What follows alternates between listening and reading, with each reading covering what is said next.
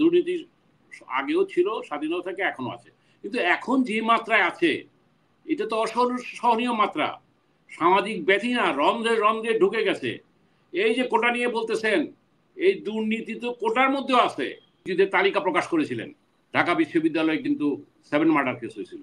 আজকে আমি যেটা বলতে চাই যে আমরা এই কোটাকে আজকে নাতিপুতিরা এই কোটা যেমন দাবি রাখে না, এটার একটা যৌক্তিকরণ সংস্কার করা অবশ্যই দরকার, যাতে করে ছাত্ররা তাদের আস্থার সাথে ফিরে যায়, মেধার বিকাশ হবে। আর কোটার ব্যাপারে আমি যেটা আপনাদের সাথে অধিকাংশ পয়েন্টই সহমত, কিন্তু সেখানে আমার বক্তব্যটা হচ্ছে যে সংবিধানের 29 ধারা অনুযায়ী অনগ্রসর ইয়েদেরকে জন্য কিংবা নৃতত্ব গোষ্ঠী যারা আছে তাদের জন্য কোটা রাখার বিধান আছে। যেহেতু সংবিধান থেকে এটা উঠানো হয় নাই, এবং কোটা আন্দোলনকারীরাও কিন্তু তারা এটা যৌক্তিকরণের কথা বলছেন এবং কোটাকে সংস্কারের কথা বলছেন। তারা সম্পূর্ণভাবে কোটা বাদ দেওয়ার কথা কিন্তু বলছেন না। এটা আমাদের বিবেচনায় নিতে হবে। আজকে আমি যেটা মনে করি, আপনারা দুইজন খুব সুন্দর আলোচনা করেছেন। কোটা এই মুক্তিযোদ্ধারা আমাদের সর্বকালের সর্বশ্রেষ্ঠ সন্তান। আমরা 30 লক্ষ শহীদের রক্তের বিনিময়ে দেশটাকে স্বাধীন করেছি। আমরা মুক্তিযোদ্ধাদেরকে সম্মান করি, শ্রদ্ধা করি। তার মানে এই না যে স্বাধীনতার 52টি বছর পর এই মুক্তিযোদ্ধাদের 30% কোটা থাকবে আর মেধার বিকাশ হবে না। মেধা, আমরা স্মার্ট বাংলাদেশ করতে চাই, আমরা উন্নত বাংলাদেশ করতে চাই।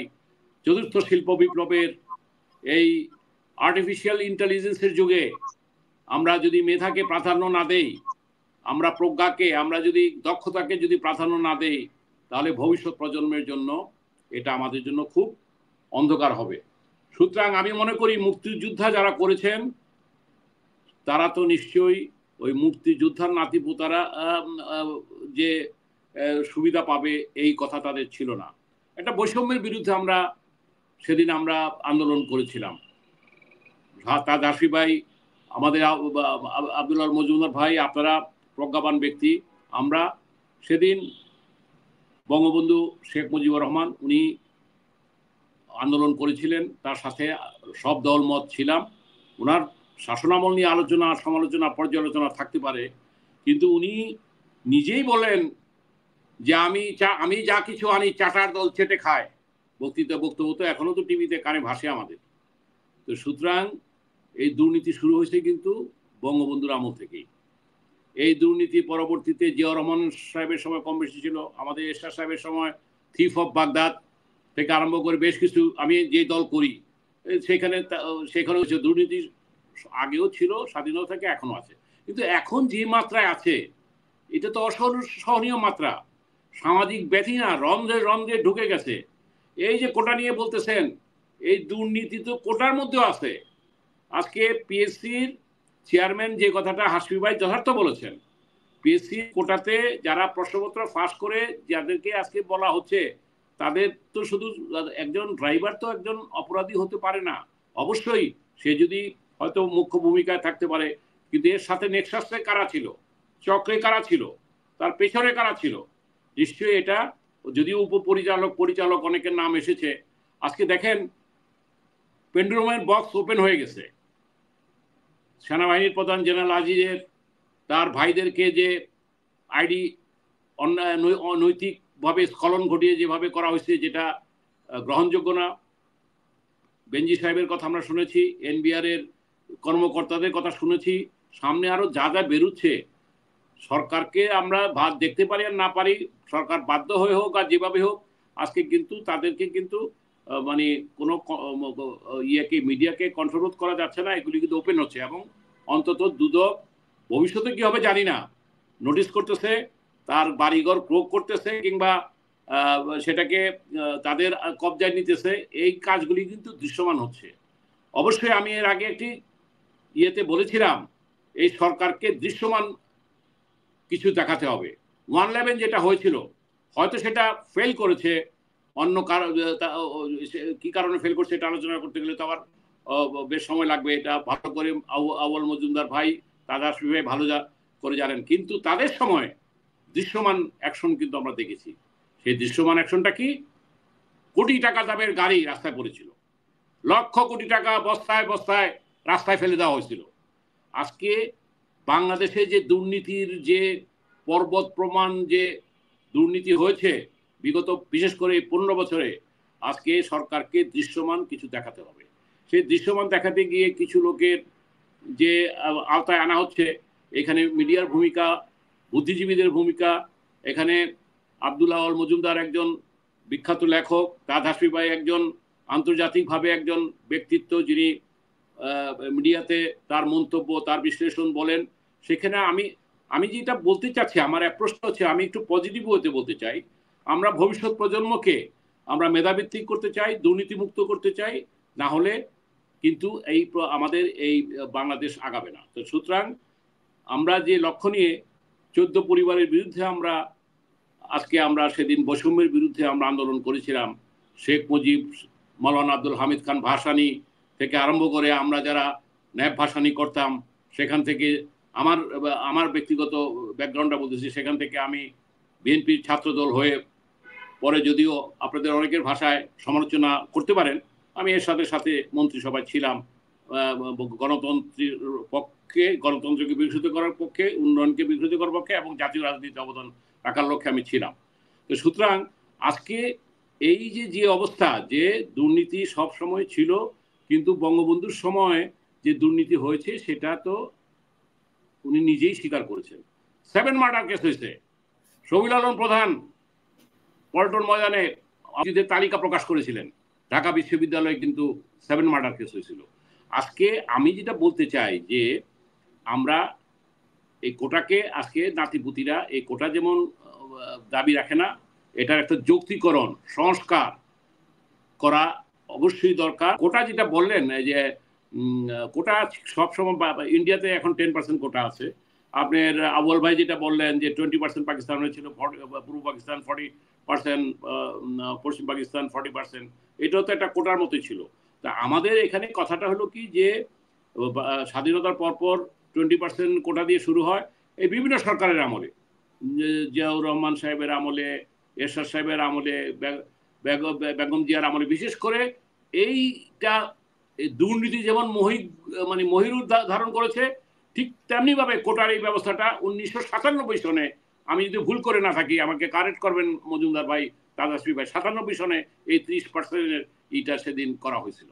তাইলে কি দাঁড়ায় যে আজকে এই জিনিসটা স্বাধীনতার এত বছর পর এটা আর টিকে না। তবে আমি কিন্তু একেবারেই আপনারা যেভাবে বলছেন টোটালি বাদ, এই আন্দোলনকারীরাও কিন্তু টোটালি বাদ চাচ্ছে না, এটা আমাদের একটা 5% to 10% এটা একটা রাখা যেতে পারে, এবং এটার জন্য একটা কমিশন হতে পারে, কিংবা পার্লামেন্টে আলোচনা হতে পারে, এবং সেই জিনিসটা নাই। এবং আজকে যে কথাটা আল মজুমদার ভাই বলছেন যে কোনো পক্ষই যাতে অ্যাগ্রেসিভ যেন না হয়, সেই জন্য তাদের মানে এখন কোর্ট যেহেতু একটা রায় দিয়েছে, সুতরাং কোনো পক্ষ যাতে অ্যাগ্রেসিভ না হয় সেটার একটা, আপনি একটা পজিটিভ কথা বলেছেন। কিন্তু এই জায়গাটা আমি একটা বলতে চাই, এটা ছাত্রদের পক্ষে আমার কথাটা, তারা কিন্তু হাইকোর্টের রায়ের ব্যাপারে তারা বলছে, যেটা আজকেও আমি এখানে দেখলাম, সাধুবাদ জানাচ্ছে যে ঠিক আছে, হাইকোর্ট এই রায়টাকে, হাইকোর্টের রায়টাকে সুপ্রিম কোর্ট, তাদের বক্তব্য হলো যে ভবিষ্যতে 1 মাস পরে যে রুলিং হবে কিংবা এই হবে, আবার কেউ যে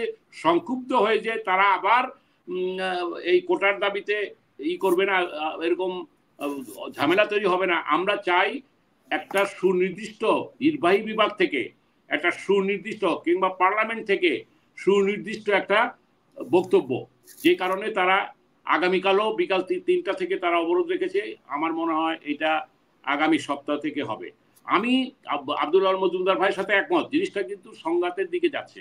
যদিও হাসমি ভাই বলেছেন যে এইটা এদেরকে এই কোটার আন্দোলনের মাধ্যমে উৎখাত করতে হবে, আমি কথাটাকে ওইভাবে না বলে বলবো যে এটা তো অ্যাকচুয়ালি নৈতিকভাবে সব দলই সমর্থন করেছে, বিএনপি সহ সব, কিন্তু অ্যাকচুয়ালি এই কোনো দল কোনো উস্কানি দিচ্ছে বলে আমার জানা নেই।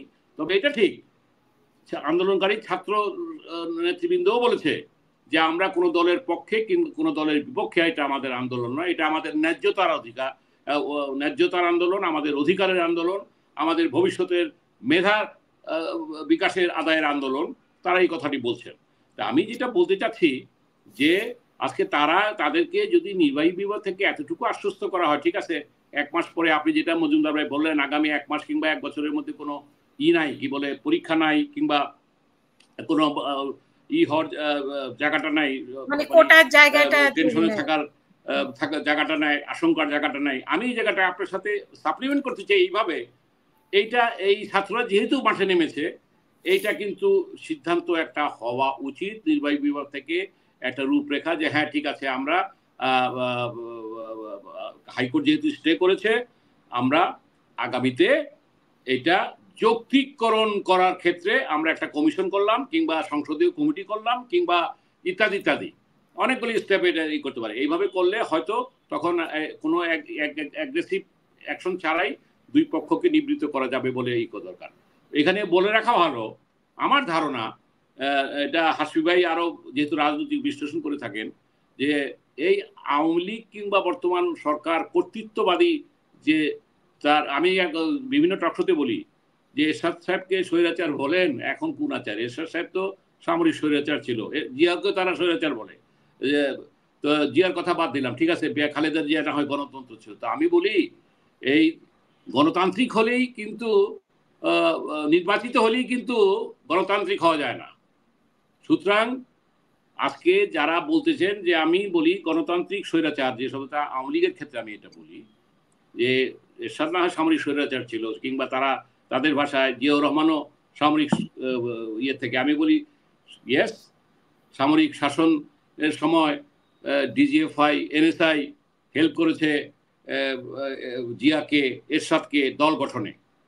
আমার কথাটা একটু এটা সাপ্লিমেন্ট করবেন হাসি ভাই, যেহেতু আপনি বিজ্ঞ মানুষ, মজুমদার ভাই আপনি, তারা এই DGFI, NSI, this is national army.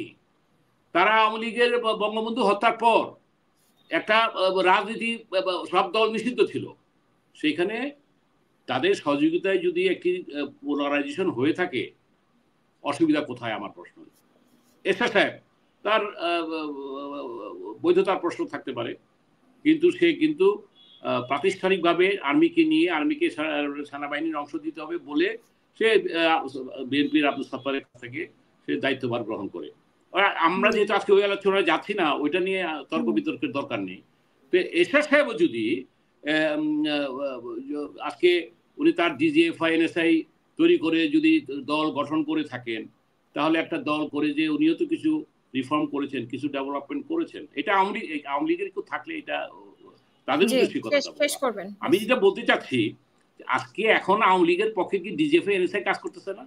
এখন কি তাদেরকে এমপি সিলেকশনের ক্ষেত্রে, মন্ত্রী সিলেকশনের ক্ষেত্রে মাননীয় প্রধানমন্ত্রীকে তারা সাজেশন দিচ্ছে না? দিচ্ছে তো। তো তাহলে সেনাবাহিনীর তো ভূমিকা আছে এখানে। তাহলে শুধু জিয়ার আর এরশাদের বেলায় কেন দোষ? এইটা হলো আমার বক্তব্য, যে আজকে এটা আমাদের ন্যাশনাল আর্মি, এটা আমাদের মুক্তিযুদ্ধে গড়ে ওঠা আর্মি। এখন এই মুক্তিযুদ্ধে গড়ে ওঠা আর্মিতে সেনাপ্রধান জেনারেল আজিজ যা করছে, কোনো সেনা প্রধানের বিরুদ্ধে এরশাদের সম্পর্কে উনি রাষ্ট্রপতি থাকাকালীন কি করেছে, ওইটার একটা বিচার হয়েছে, জেলও কাটছেন। জিয়াউর রহমান তো নিহতই হলেন। যাই হোক, জিয়াউর রহমানের সময় অনেক বহুদলীয় গণতন্ত্র হয়েছে, অনেক কিছু হয়েছে, এটা তো অস্বীকার করার উপায় নাই। আওয়ামী লীগ ছিল না, এটা তো আজকে আমি কনক্লুডিংটা এইভাবে করতে চাই যে কোটা একটা যৌক্তিকরণ পর্যায়ে আসা উচিত, 1। 2, যে দুর্নীতির যে আষ্টে পৃষ্ঠে আমরা বেঁধে গেছি, এই কোটার মধ্যেও যে এখন প্রশ্ন করছে আজকে অনেকে, এই যে পিএসসির মাধ্যমে যারা ডিসি, এসপি এবং মামলা হয়েছেন, এই নবম গ্রেড থেকে 12 গ্রেড পর্যন্ত, অর্থাৎ প্রথম এবং দ্বিতীয় শ্রেণীর, এই 2 জায়গায় যারা, এটা তো এখন গোয়েন্দা সংস্থা দিয়ে করতে হবে, কারা কারা এই প্রশ্নপত্র ফাঁস করে এই প্রশ্নের উত্তর নিয়ে তারা পাস করেছেন, এটা তো একটা পরীক্ষার মাধ্যমে, এটার গোয়েন্দা সংস্থা কিংবা বলে যে কোনো একটা তদন্তের মাধ্যমে এটা বের করতে হবে। এবং তারা কোনো মতেই কিন্তু এখন সেই পদে থাকার অধিকার রাখে না, যেহেতু তারা অনৈতিকতার সাথে কাজ করেছেন, টাকা দিয়ে প্রশ্নপত্র কিনেছেন। একদিকে যারা প্রশ্নপত্র বিক্রি করেছেন তাদের বিচার হবে, ঠিক তেমনি ভাবে তদন্ত সাপেক্ষে যারা এই টাকা দিয়ে প্রশ্ন কিনেছেন এবং পদবি আদায় করেছেন, তাদেরকেও আজকে বিচারের আওতায় আনা উচিত এবং তাদেরকে আজকে সেই যেই জায়গায় আছে সেই জায়গা থেকে তাদেরকে বাদ দেওয়া উচিত, এটা আমি মনে করি। তো যাই হোক, আজকে এই দুর্নীতির যে অবস্থায় আছে এর থেকে কিন্তু আরো দেখবেন, আপনারা তো বিদেশে আছেন, আমাদের রাশমি ভাই তো আরো বেশি আপডেটেড থাকেন, ওনার অনেক সোর্স, আর আউয়াল ভাই তো ভালো লেখেন, অনেক সময় পজিটিভ কথা লেখেন। আমার মনে হয় আমরা একটা জায়গায় ঐক্যমতের জায়গায় বসি, আর ঐক্যমতের কথা কি বলবো, যে আমার বক্তব্য একটা, আমি তার হাসির ভাইয়ের মতো অত বিপ্লবী কথাবার্তা বলবো না। আমি বাংলাদেশের টক শো গুলিতে আমি গেলে একটা কথা বলি, অনেকবার বলছি যে এটা বড় দুইটা দলের একটা জায়গায় ঐক্যমত হওয়া উচিত, মানে জাতীয় ইস্যুগুলিতে, যেমন গণতান্ত্রিক বিধি ব্যবস্থা, নির্বাচনী ব্যবস্থা। 52টি বছর পেরিয়ে গেছে, আমরা এখনো কিভাবে আমরা নির্বাচনটা করব, সুষ্ঠু নির্বাচন করব, আমার ভোট আমি দেবো, যাকে ভালো মনে করি তাকে দেব, আজকে সেইটা করতে পারলাম না। এইটার ব্যাপারে আমরা ঐক্যমত হইতে পারলাম না। ঠিক আছে, ঐক্যমত আর এখন বলি না মজুমদার ভাই, আওয়াল ভাই, এখন আর ঐক্যমত বলি না হাসমি ভাই, আমি বলি অ্যাটলিস্ট একটা সমঝোতার জায়গায় আসা উচিত। সেই সমঝোতাটা হলো আমরা কিভাবে আগামী দিনের বাংলাদেশকে দেখতে চাই, আগামী